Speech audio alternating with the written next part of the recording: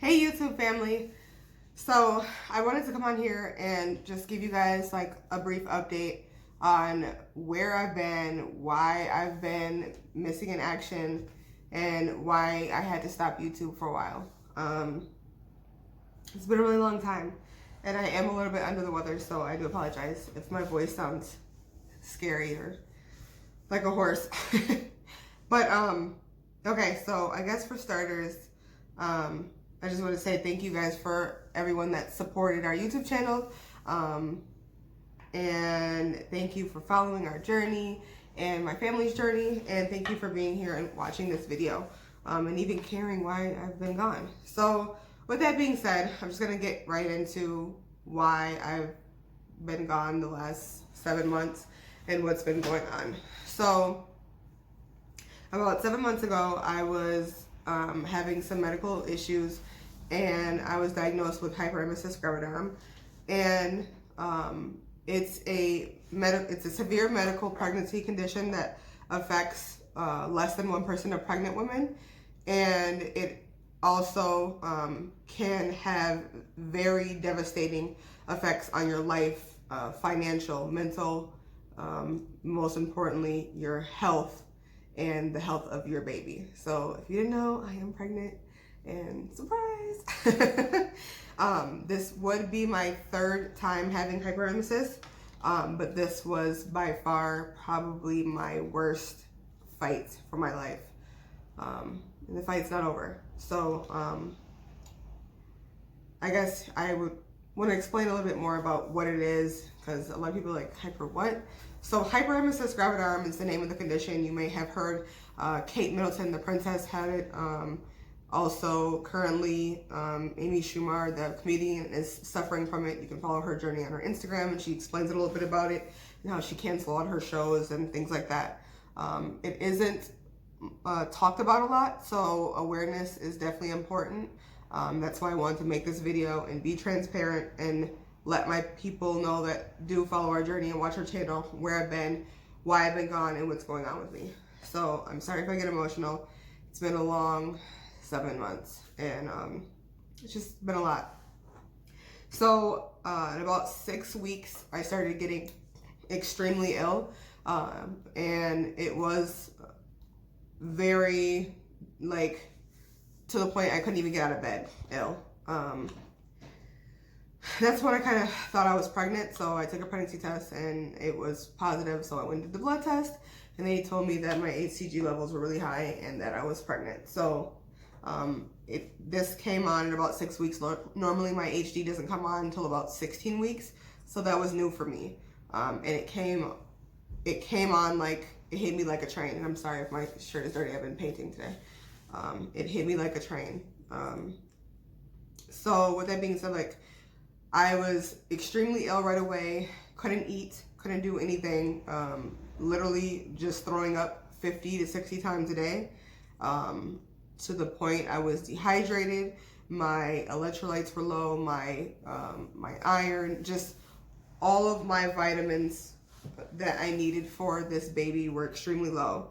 So right away, my doctor put me on transfusion therapy, and I was so ill that I couldn't even drive or get in the vehicle or get in a car because the motion sickness was so bad. So they started me on home health care right away at about 9 weeks. And from then, I started my infusion therapy, which is, I was getting all of my my nutrients and my fluids, because I couldn't even drink water. Like with hyperemesis, you can't do anything. You can't even swallow your spit. You have, also with hyperemesis, a lot of women suffer from something called, I believe it's Selecta. I'll write what it is in there, but basically it's where your body is overproducing saliva to the point where you can like literally spit a cup of saliva every hour. And it's so disgusting that you can't even swallow your own spit without vomiting. Like, it's that bad.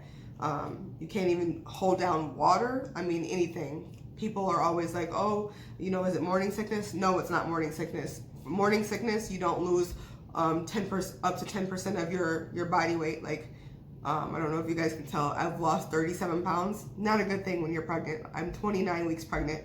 I haven't gained anything. I'm continuously losing weight. Obviously that's not good when you're pregnant. You need to be doing the opposite. I've lost teeth because of this, because I was vomiting so much 60 times a day. The acid was just like eating away at my teeth that I had to have it pulled, and I ended up having to pay like $5,000 for a implant. It's just financially draining with the home healthcare.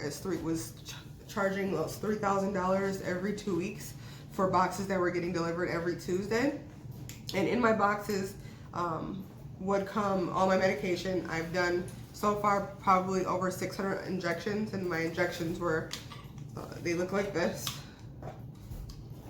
And basically what it was Zofran, the medication called Zofran that helps with nausea and vomiting. And then also I had a medication that was called onestradam, what I still take, and that's for extreme acid. Outside of that, I was also on TPN, and TPN is a total nutrients replacement. So basically I was on a feeding tube, and I just got off that in December. Towards the beginning of December, I had a PICC line in my arm, which I would show you, but my arm is like so bruised and scarred because of the PICC line. My PICC line got infected, and I'm having to go to the hospital because I had a blood infection for sepsis. My liver and my kidneys were shutting down. Basically in November they told me that I was pretty much could possibly die. With that being said, yeah, so I was doing, sorry about that, my camera messed up, but I was doing transit TPN, and I was also doing lactate and ringers, and I was on infusion therapy 9 hours a day. So these bags were getting fed through a little mobile machine that I had on me through a backpack, directly into a PICC line, which is a line that goes directly to my heart, so that I could get the nutrients and food, because I couldn't hold down anything and I couldn't eat anything orally by mouth. And it's obviously extremely dangerous when you're pregnant, because your baby needs to eat, and being dehydrated can cause preterm labor. Just a lot of slew of things happen when you're not eating and you're not drinking. Yeah, so after all of that, I finally was able, my PICC line got infected, and that's what prompted me to go to the hospital with sepsis blood infection, because my site wasn't, I had an allergic reaction to my site, and it wasn't being cleaned properly, and it ended up getting infected. It was just really bad, and it scared the hell out of me, because you can literally die from sepsis or lose your limbs. So at the time at the hospital, they wanted to replace my PICC line and put it over here on this side, and I was just like, no. Like, I literally had like a coming to Jesus moment, and I was like, God, at this point, like, I've been fighting for so many weeks, and if you can allow me just to hold down 16 ounces of water every day, like, I'm gonna try my best. Like, just allow me to do that. Like, give me something at this point.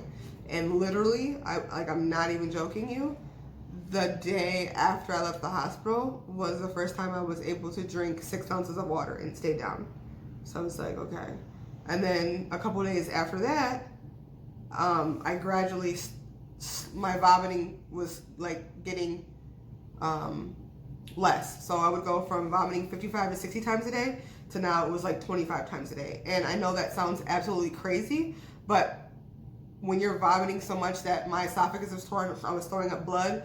It's painful when you're pregnant. Your stomach is contracting. It's just like, it's a lot. So going from 60 to 25, I was beyond ecstatic, like, you know, and I was a little bit more functionable. So I felt like I could do this, maybe, you know, get to at least 20 weeks and see how things go before I thought about potentially getting another PICC line or a central line, which is just the line in your hand. But those don't last as long, and they kind of clot off, and they normally have to get removed. So doctors don't really like doing those ones because they're not really efficient. A lot of times for transfusion therapy, hyperemesis patients are sent to the hospital every other day, and you sit there for hours. And with my 2 kids and my family business, and I literally could not drive, and my husband works all day, like, I had no option but to do home health care. Like, I literally could not leave the bed, to the point I couldn't feed my kids, I couldn't take a shower, my hair was falling out in clumps. Like, it was just very devastating. yeah, so after December, things kind of gradually got a little bit better.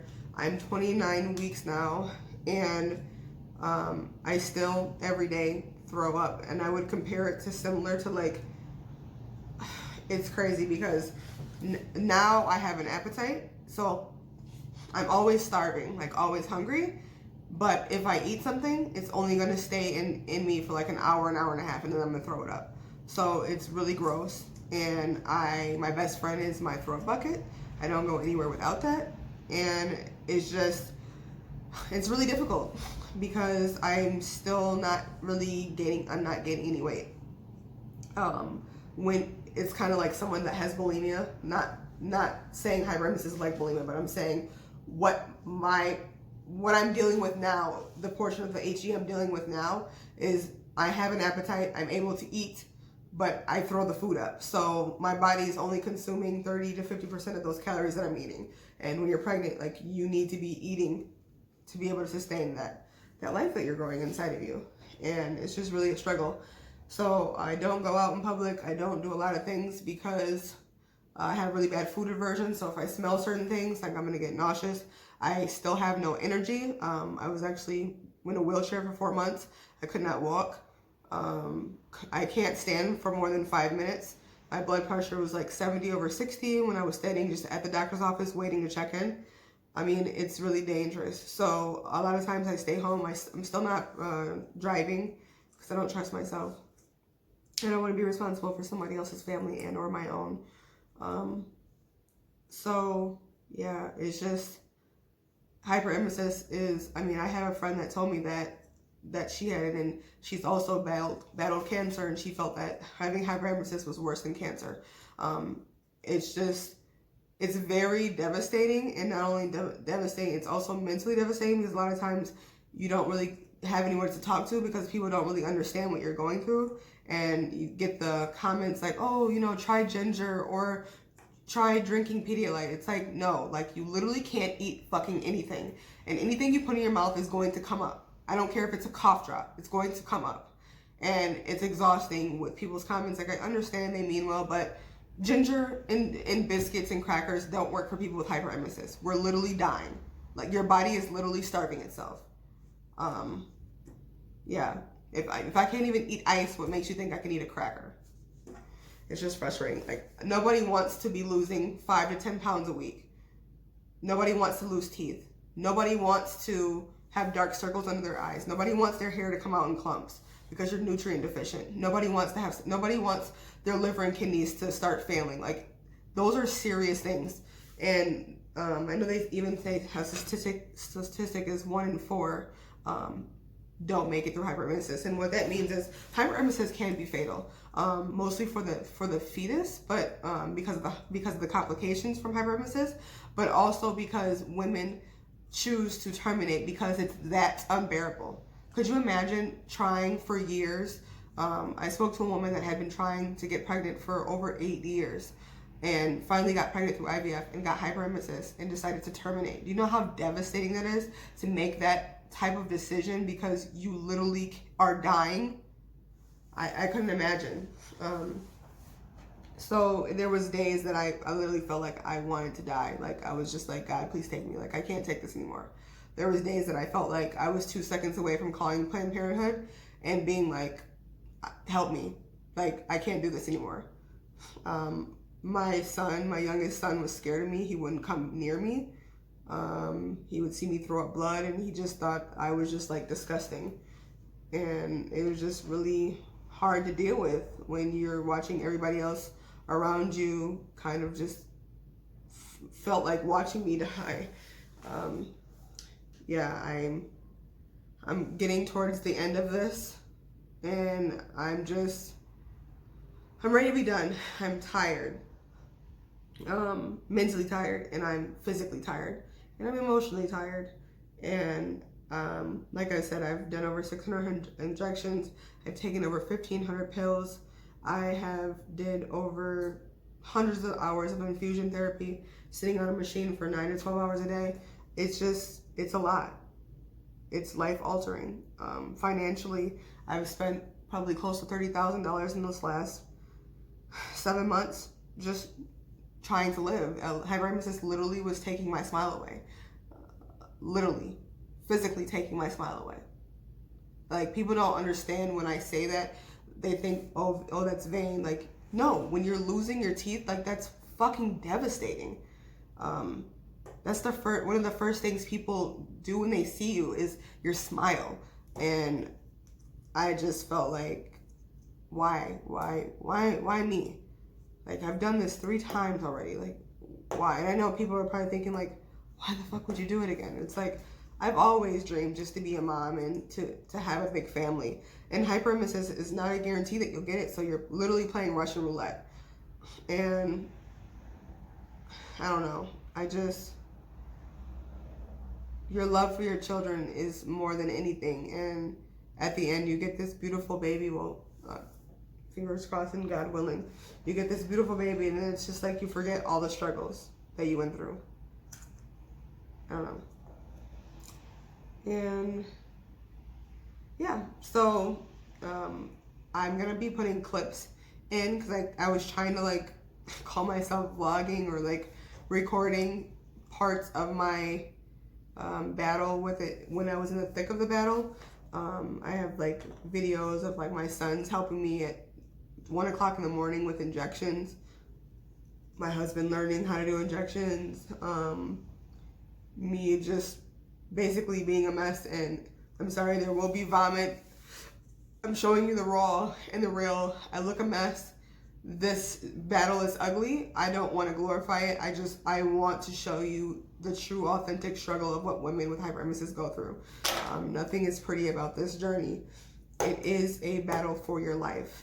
And I'm showing you all of it through those video clips. So you will see throw up. You will see everything. That's disgusting.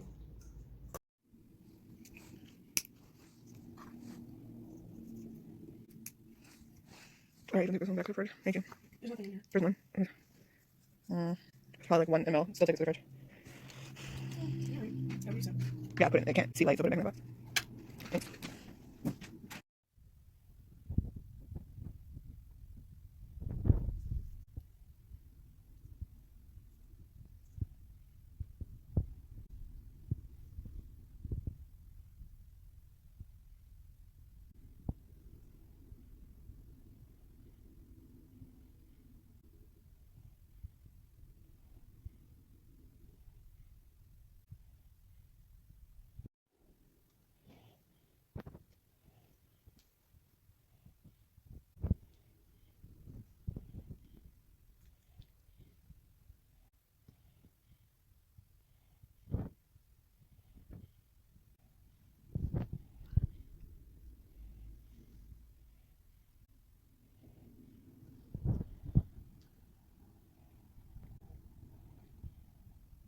This is a 2-minute push, so this medication can only be injected no less than 2. This medication can only be pushed in over a 2-minute span. Same as the injection after the other one. So that's why he's timing it.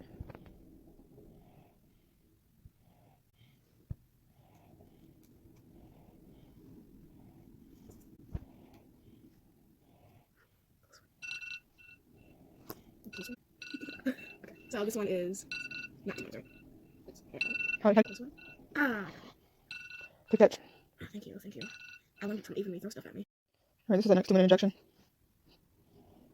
Another one.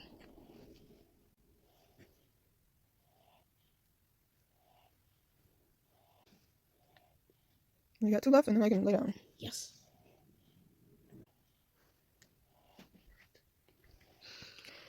Tired.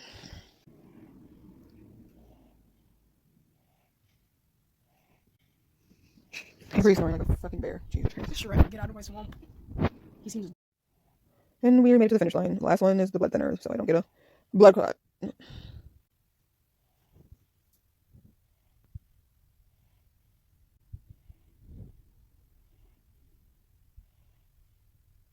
we're done. And yeah. This bin is nearly filled to the top with all the medications that my mom has done to keep baby Asher alive. Like, look at this. I would never, ever be able to do this. My mom was truly an amazing woman and a very strong-willed person. Just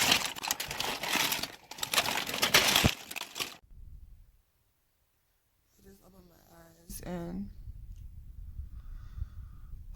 It's not even 7 o'clock in the morning, and I'm already sick. My lips are so bruised from, like, it's dry blood from throwing up because I'm so dehydrated. I threw up probably 50 times yesterday. I'm just so tired.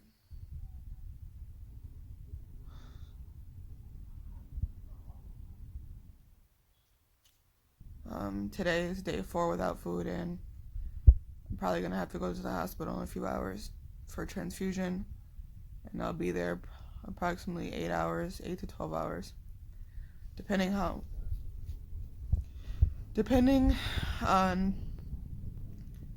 how many ketone levels I have in my urine.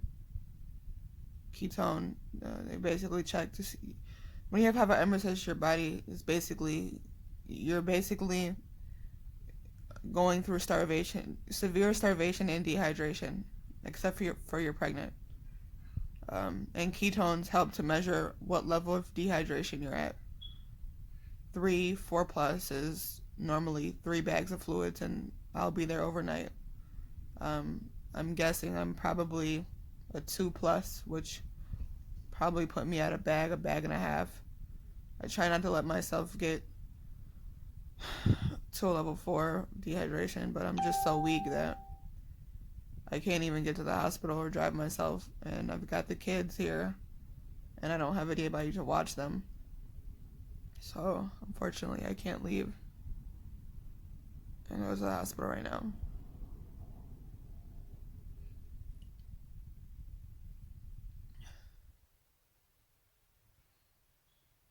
I'm just so tired, you guys.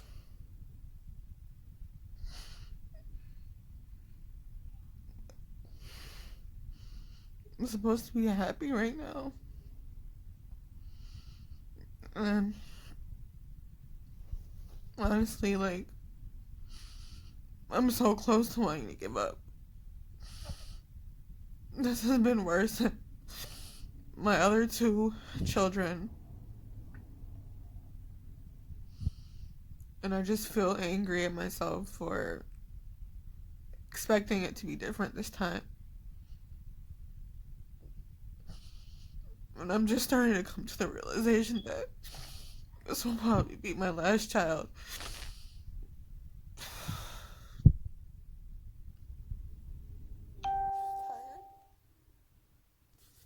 tired of laying in this bed. I can't do anything.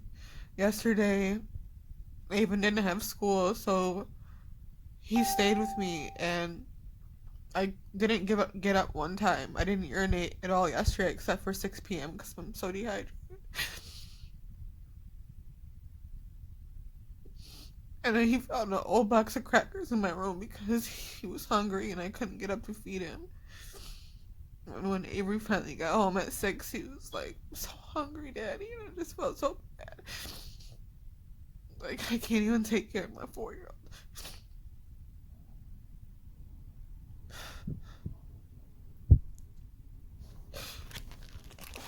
Give me a sec.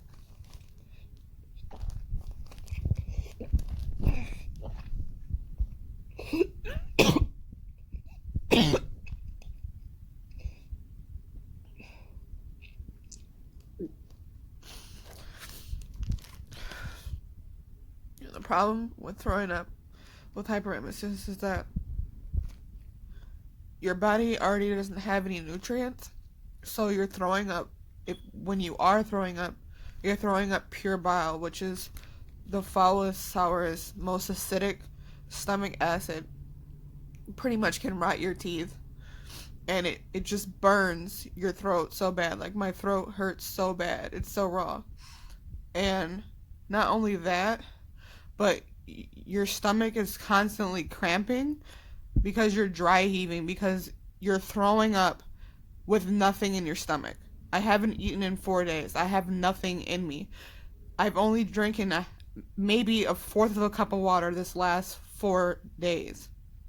My body has nothing in it to throw up, but yet I'm continuously throwing up. and it's exhausting.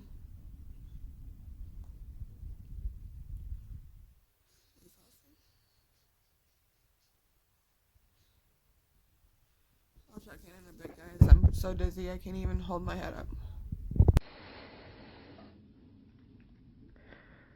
It's almost noon. I'm still in the bed, throwing up.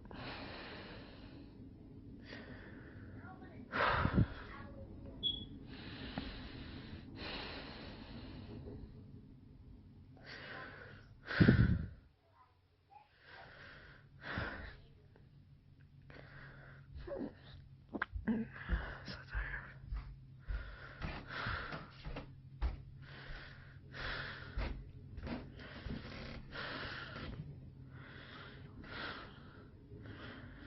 What? You alright? No. What do you mean? Nothing, baby. Sure? Yeah.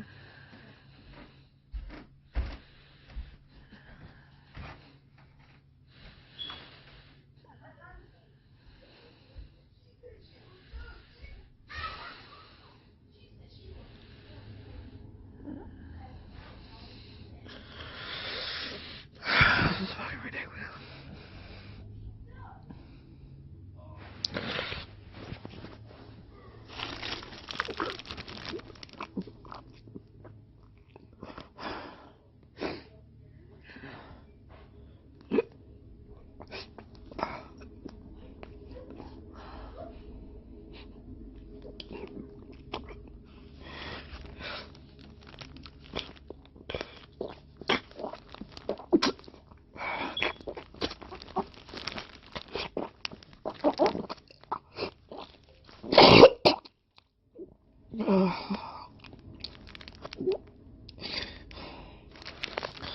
I'm so fucking sick of this shit. I'm so sick. Darcy, I haven't been able to send you guys text messages back. I'm obviously here in the hospital still, so I wish I could say I was doing better. But hopefully you get this message. My reception is really horrible here. I'll try to send you guys a message and update you guys. Love you. Bye.